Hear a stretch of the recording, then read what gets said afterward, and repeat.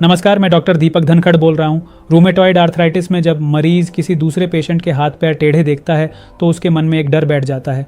क्या मेरे साथ भी ऐसा हो सकता है?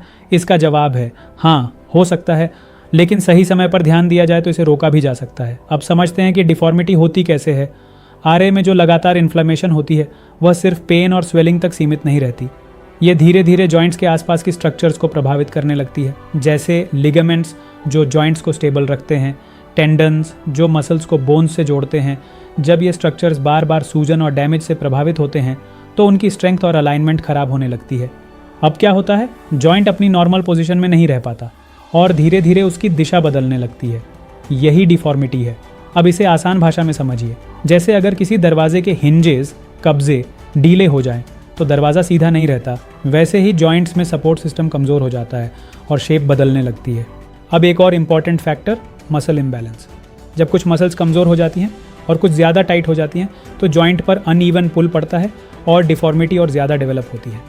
अब आयुर्वेदिक दृष्टिकोण से देखें तो लंबे समय तक वात का बढ़ना स्ट्रक्चर्स को सूखा और कमज़ोर कर देता है और आम का जमा रहना इन्फ्लेमेशन को लगातार बनाए रखता है। ये दोनों मिलकर डिफॉर्मिटी की स्थिति बनाते हैं। अब सबसे ज़रूरी सवाल, इसे रोका कैसे जाए? सबसे पहला स्टेप, इन्फ्लेमेशन कंट्रोल। अगर सूजन को शुरुआत में ही कंट्रोल कर लिया जाए तो डैमेज और डिफॉर्मिटी दोनों को रोका जा सकता है। दूसरा, रेगुलर जॉइंट मूवमेंट। अगर जॉइंट्स को बिल्कुल मूव नहीं किया तो स्टिफनेस बढ़ेगी और डिफॉर्मिटी का रिस्क भी, इसलिए कंट्रोल्ड एक्सरसाइज बहुत ज़रूरी है।